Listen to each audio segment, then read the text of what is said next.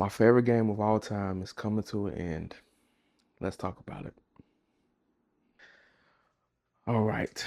So, Destiny 2 is my favorite game of all time.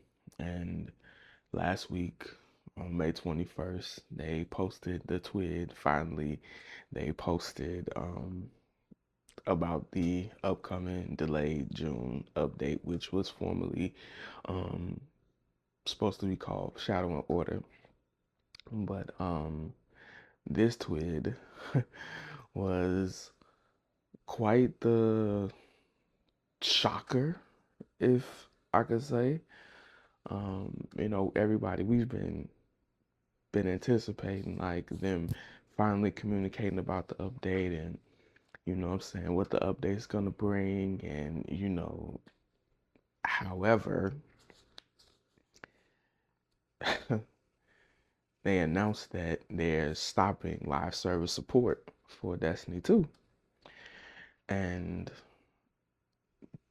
when I started reading the news, reading the article, I was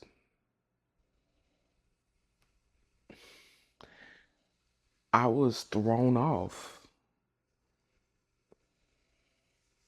And not as I was thrown off a little bit because you know,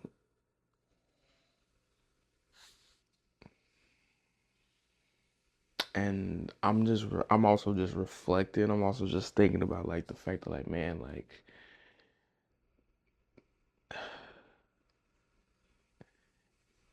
y'all could like the thing that I was thinking about like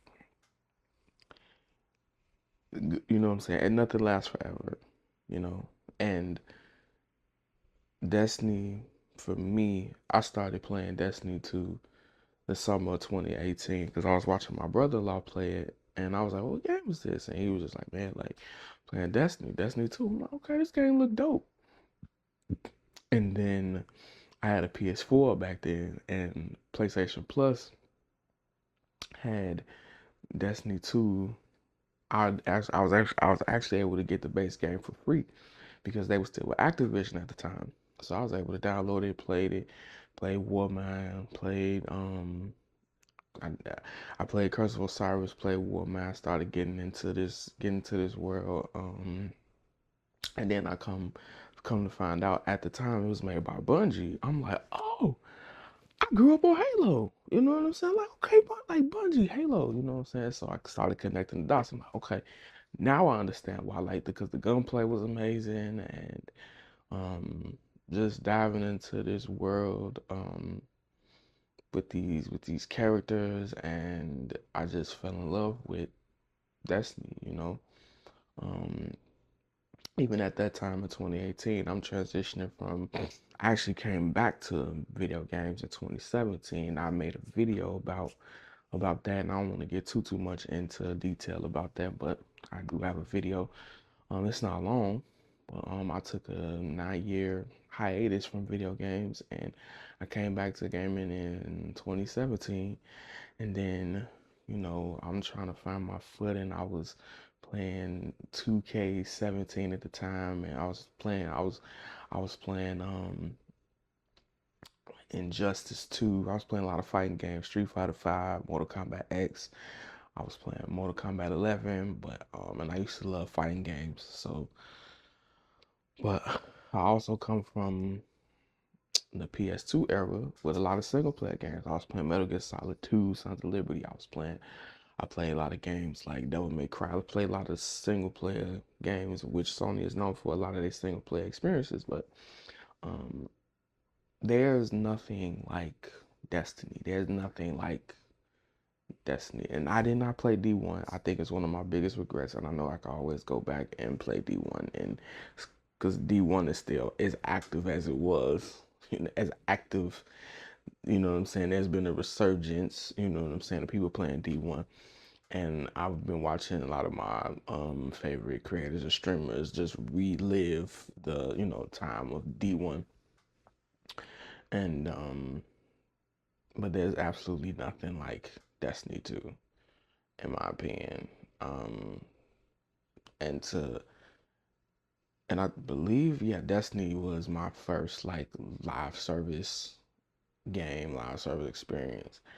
And the dope part about playing Destiny 2 was the fact that it was an ongoing game. It was a live service game. I'm I've been used to just playing a game, beating it, and then that's it. You know what I'm saying? Or if you go back and replay, you do a playthrough. Like once you like beat like okay, so like Devil May Cry for an example. If you beat it on normal difficulty, you can just go back and try the hard mode because you've unlocked everything, and you can take what you've unlocked and just take it to a higher difficulty. Or a lot of games like that, or like an Elden Ring where you start off on base. You can go hard mode, go crazy, you know what I'm saying, or you unlock a different, you unlock a different difficulty. But with Destiny, you had you had like a bunch of activities to do, like public events, strikes, group PvP. Also, and one of the things like for me, I come from also used to play a lot of FPS games, a lot of first person shooting games. Like I grew up on GoldenEye 007 on Nintendo 64. Um, I grew up on Perfect Dark. I grew up on Call of Duty and Halo. you know, I grew up on Halo, which I loved Halo, and it was the reason why I got an Xbox. You know what I'm saying? It was the reason why a lot of people got an Xbox. They saw like that music came on, and that first trailer that dropped. Like I was heavily invested in Xbox. You know what I'm saying? When it was first coming out, I was so like hyped for um at the time Microsoft coming out with a video game console. I was so hyped. I was like, oh my God, like this is dope. I was reading all the magazines. I started investing in the Xbox magazine. And like that's how nerdy I was, or that's how nerdy I am. Like you find something that you're passionate about, and you go all in. And it was no different than when I was playing Destiny 2. However, um what got me what got me was even during that year before Forsaken came out, like PlayStation Plus, no, Activision had Activision and Bungie did a Gambit free free weekend trial. I think it was like and and I was like, okay, let me check this out because they had been talking about Gambit. They had been talking about like this game mode, and I was like, okay, let me check this out. I fell in love with Gambit. That's one of the things that hooked me. That got me like, okay, what is this game? I used to think like, man, what is this game? It's so much to it. Like there's so much. There's so many. At the time, like when you first excuse me, when you first dive into Destiny, like you're like, what is this? Like, what is this world? Like, it's so many things to do. The environments was so dope. The worlds, the areas, you know. And it's like, and Forsaken was my first DLC. Forsaken was the DLC that was like, okay, I'm I'm really locked. I'm really locked in. I'm really like locked in at this point. And then come to find out because now I'm diving into this world. I'm starting to look up YouTube videos and then I'm doing all this research. I'm reading about the lore, the story, and I'm like, okay, this is my game. This is my game. And then like I just remember like so much for like Forsaken, like to start to for me to jump into this world at Forsaken. I mean, it was just so dope, man. Like spending hours and hours in the Crucible trying to grind for Luna's Howl and Not Forgotten, Pinnacle Weapons, man, and Recluse and Mountaintop. Like Black Armory was dope, and the Forges was sick, and like watching. I'm not a puzzle person, but I was watching CB Gray and watching. Um, I was watching CB Gray trying to finish Niobe Labs, and I was watching so many people. I was just like, man, like this is insane. Like the puzzles, the ARGs, like, and then you start to see like, oh, there's a massive community behind this game, and it's like, and I've watched all my favorite creators talk about like how they feel, and you know, a lot of people, a lot of people are, if you're on the outside looking in, you're not gonna really understand. You know what I'm saying? I get what they mean by saying, oh, it's more than a game. It is a game. At the end of the day, it is a video game. True. But and and I think the my favorite moments is like playing and eventually playing with my brothers, and then my favorite like my and then when my wife started playing this game, when my wife came along this journey, because she used to watch me play Gambit in PvP, and before she started playing, she would just watch me playing. She'd be like, oh, you when it came to the Crucible, she would be like, oh, this is the one where you die a lot, you know.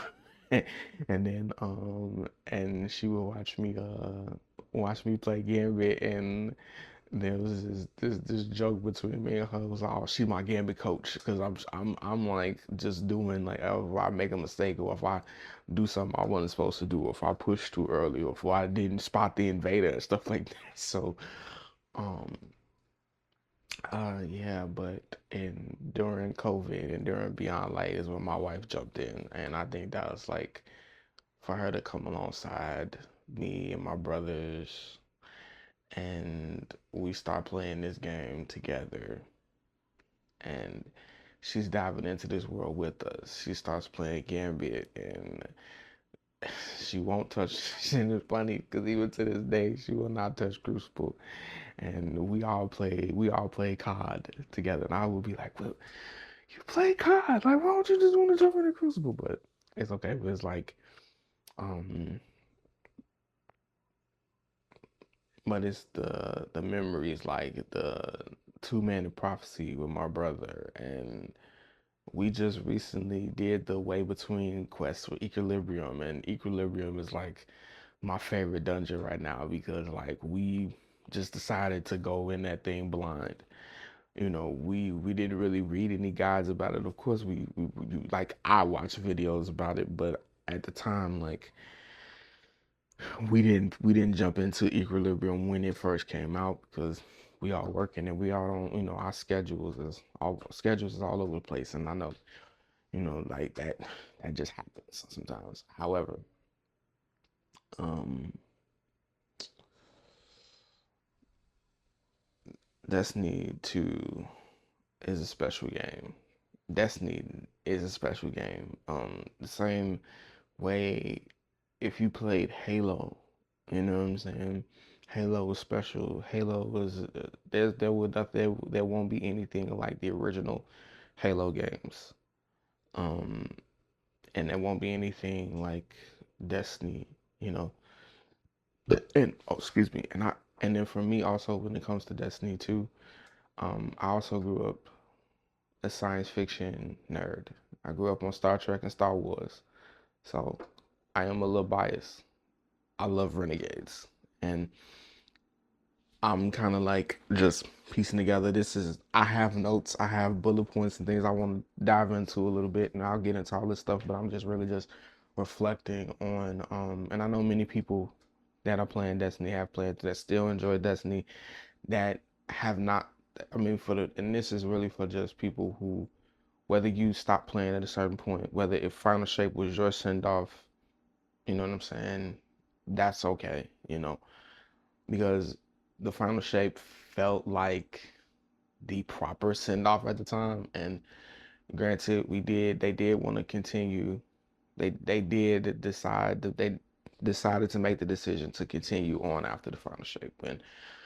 Um, but looking back now in hindsight, at the time, and at the time, that now looking back at it now, like man, um, Final Shape felt like the proper send off because hence the name, the Final Shape, and the end of the Light Darkness Saga. Now I know, there's also another thing. There's so much unfinished business in a way. There's so many untold stories. Untold there's so many untold stories. And it feels like even though the Light and Darkness saga was concluded with the Final Shape, it just feels like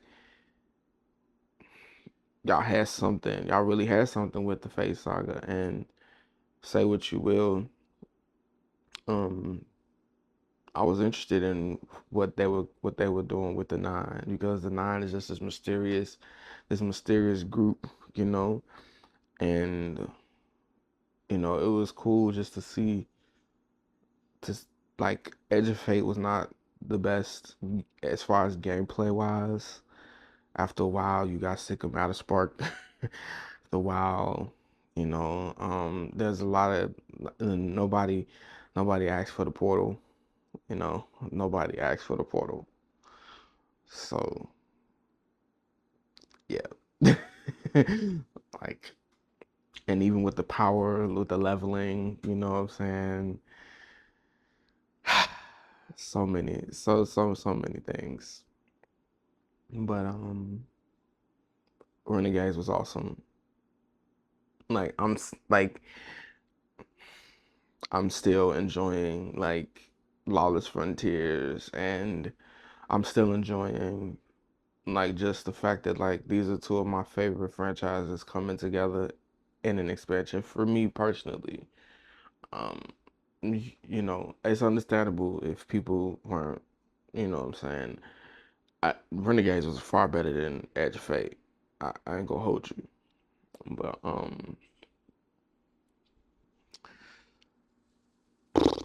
it does like to it's just like there's a lot that they could have done better, um and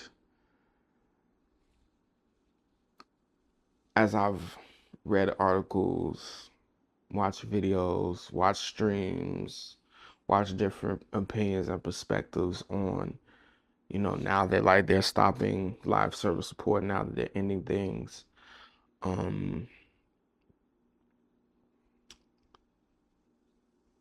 Sony isn't to blame for why Destiny 2 is ending, why they're shutting everything down.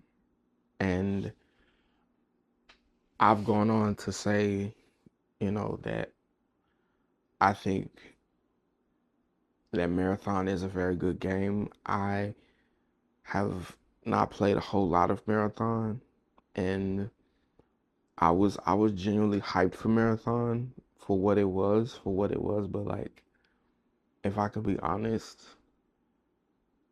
um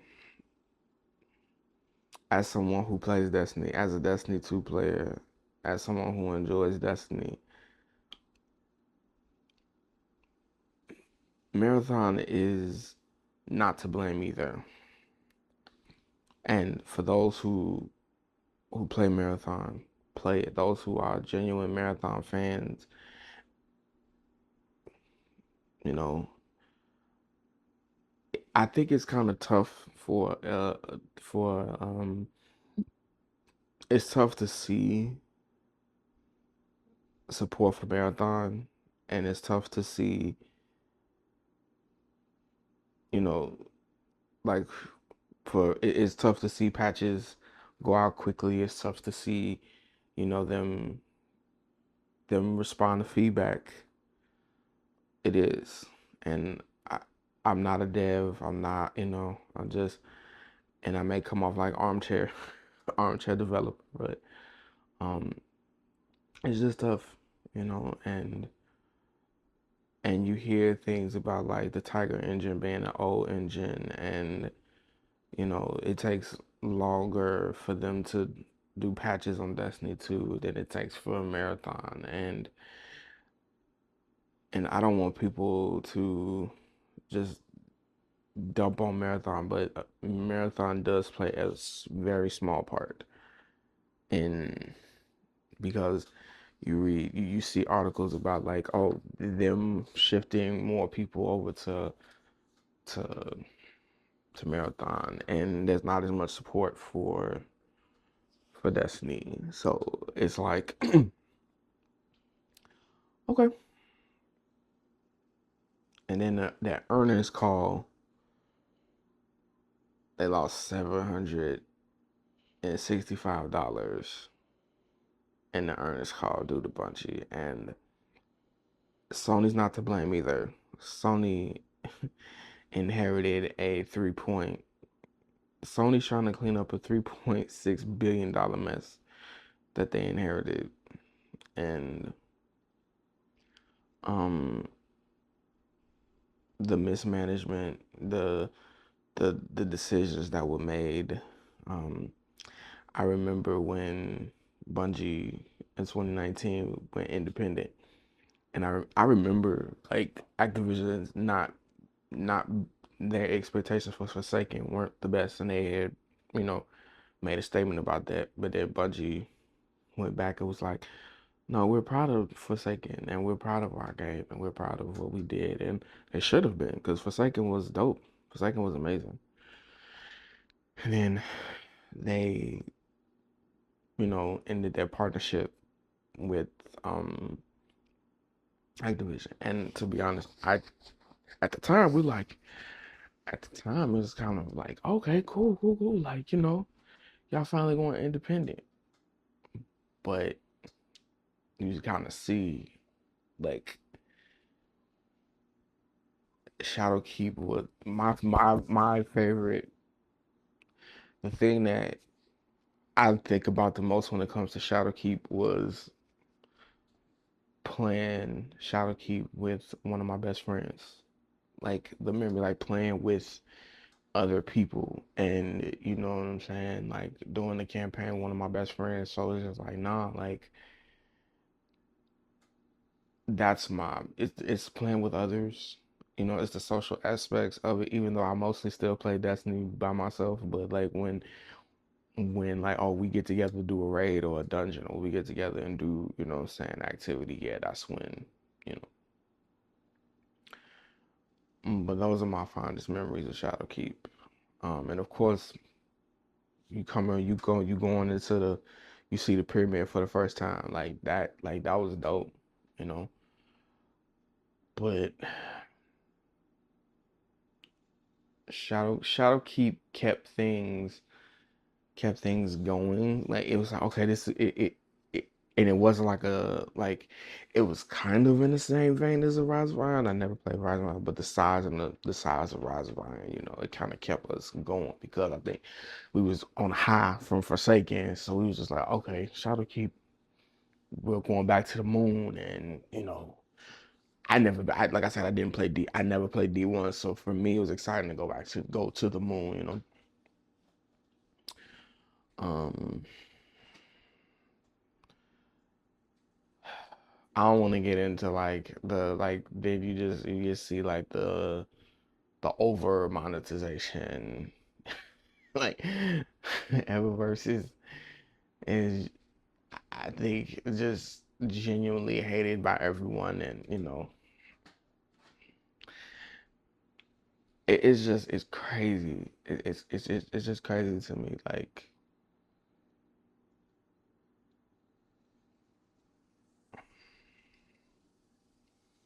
it's crazy that Destiny 2 is coming to end. In the way it's ending. I think that's the thing, the way it's ending, you know. And the way it's ending sucks, and the way that it just feels abrupt. It does feel abrupt that it's ending like this. However, you gotta also look at the decisions that were made over the years, and you know, the bad leadership from the execs, and to hear the to hear about Azifu Wrath campaign being pitched and it being shut down was really like wow. And I know that like there's a lot of things that are about to come out, and then the Bloomberg article from Jason Schreier, about no active development for Destiny 3. Layoffs eventually there will be layoffs coming, which is unfortunate. And my heart does go out to the people that are working on the game, the devs that are working there. It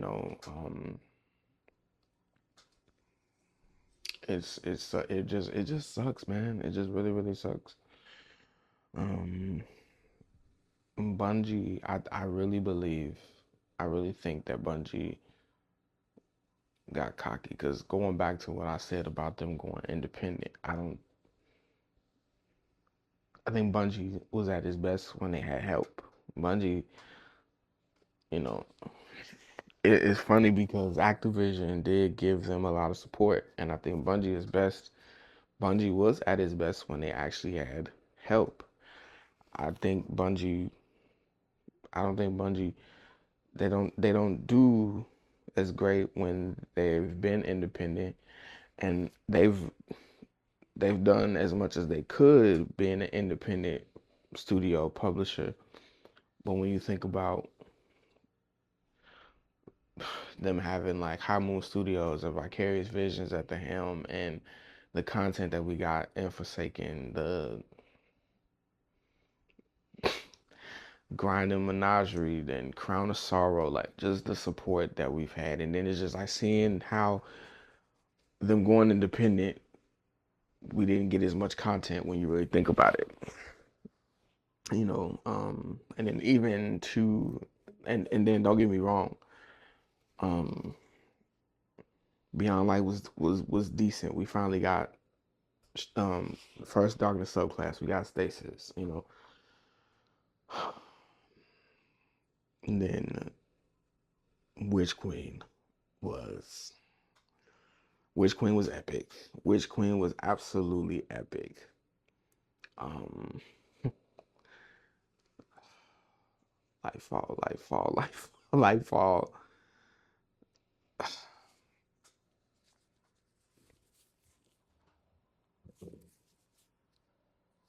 Strand was the best thing to come out of Lightfall.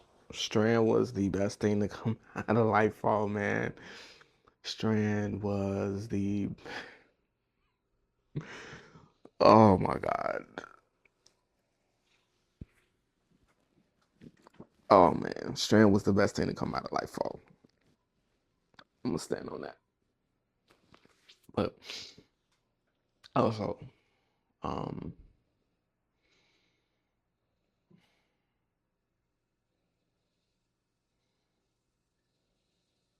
and then we finally get final shape, man. Bungie absolutely cooked. They absolutely cooked with final shape, and that should have been the proper send off. That could have been, and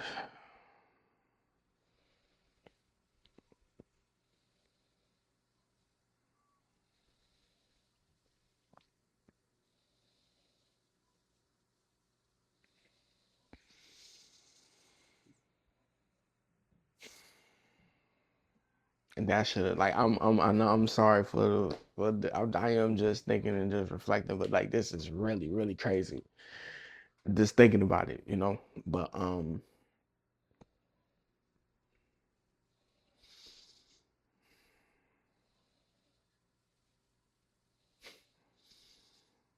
And another thing I'm thinking about was just like over the years, like there have been these quote unquote destiny killers. And you can bring up Anthem or like I don't know if anybody remembers this game. There was a game, it was a looter shooter game called Disintegration. Like I just remember like that was supposed to be a Destiny killer. There was all these games that came out that was supposed to just stop Destiny, that was supposed to just kill Destiny, and even I've heard people, even I've heard Outriders being said being like a Destiny killer, and Outriders was good. I think Outriders was a really good game, really fun game. But and I wanted Anthem to succeed, and it's the thing that these games could have existed. They could have, you know, but Bungie itself is the real Destiny killer. Um, and oh, I appreciate it. I watched MTash's video, and that was something that he mentioned in the video that I really appreciated. He said like he was told he went to a summit and he was like, man, he was told that if y'all want a Destiny 3, we gotta shut down Destiny 2. We gotta kill Destiny 2. And it sucks that it ends this way, but keep in mind we have to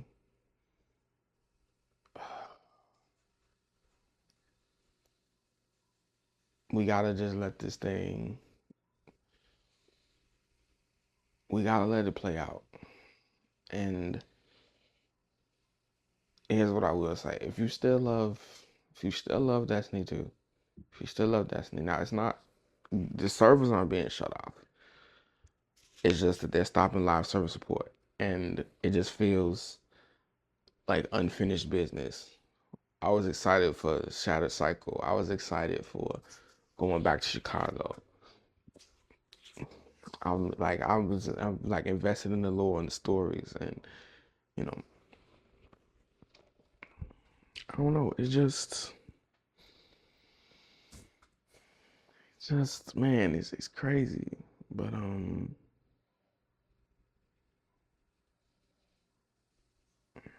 these are the okay. So the and then I just wanna read the quote. This is the main quote that everybody's like holding on to, and including myself.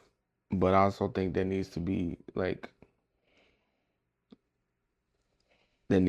some perspective. While our love for Destiny 2 has not changed, it has become clear that after the final shape, we have reached the time for our shell worlds and Destiny to live beyond Destiny 2. And then not as many people are really hanging on to this one, but it's small. It's like once we have more news to share on Destiny, you'll be the first to know. I think these are the two quotes that everybody's kind of hanging on, and valid. So I was like, okay, because a lot of people are like, well, this is obvious that this is, that there's gonna be a Destiny 3. But with the Bloomberg article and with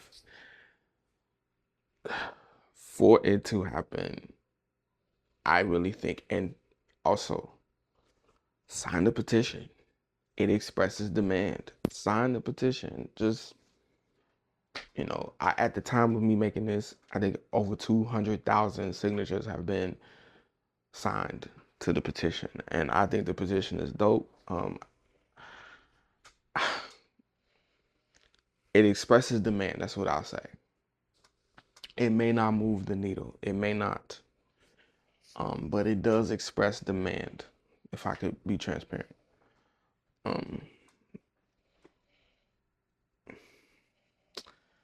the thing is that Sony inherited a mess, and there has to be restructuring in leadership and management. That earnest call did it presented a big hit, you know. And then with them making this decision, you gotta connect all the dots. And the the C-suite execs firing off their golden parachutes and just sold off the company. Like bad leadership, excuse me, bad leadership, and they have to do a lot of restructuring and covering. They have to do a lot of it's damage control at the end of the day as well. But with Sony, they're doing damage control, and I'm not saying Sony's perfect either, but in order for that, there has to be a lot of, in my opinion, I think, and I'm no insider. This is just what I've seen and watched and heard and researched, and I just want to just talk about it. Um, there has to be a lot of Sony has to do damage control and restructure and and Marathon can't really carry, and that's what I'm saying. Marathon can't really carry Bungie. You know, the thing about Marathon is that they decided to make Marathon an extraction shooter, which, and also in my opinion, Marathon could have come out.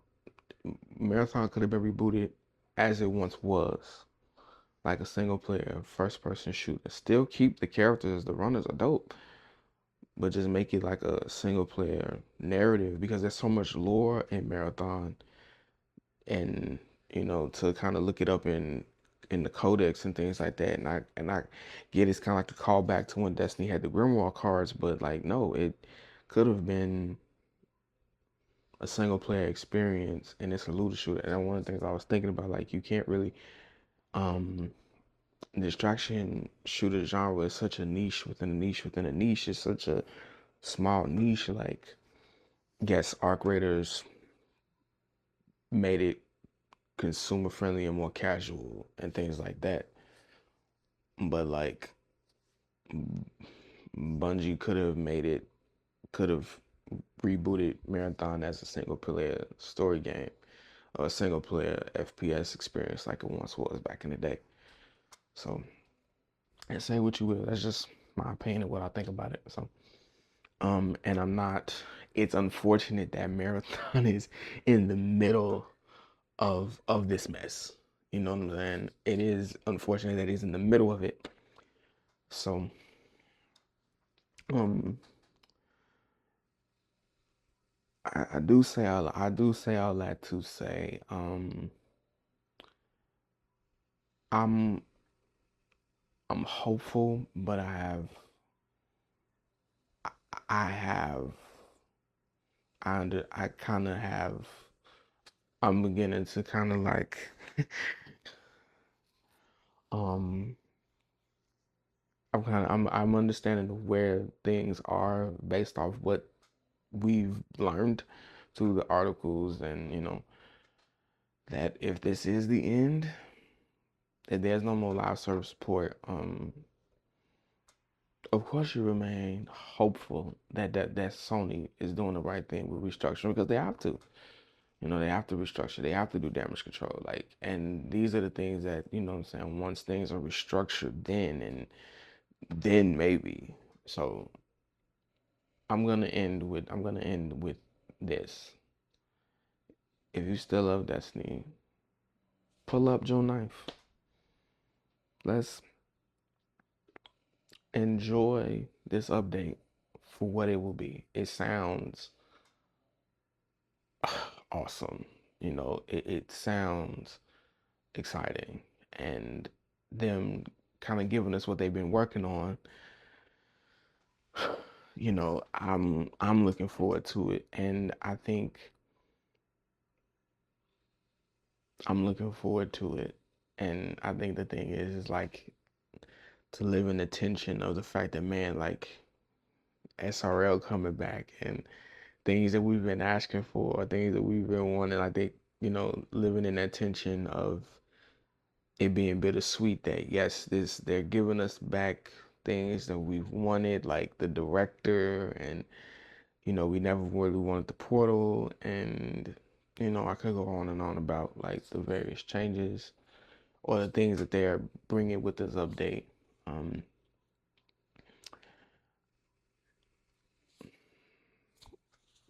just pull up on June 9th and let's get it. Let's just grind this update until we decide that we're done, you know. So yeah. So comment down below how you feel. You know, what I'm saying. Comment, share, like, subscribe, do all the things, and yeah. Until next time, grace and peace.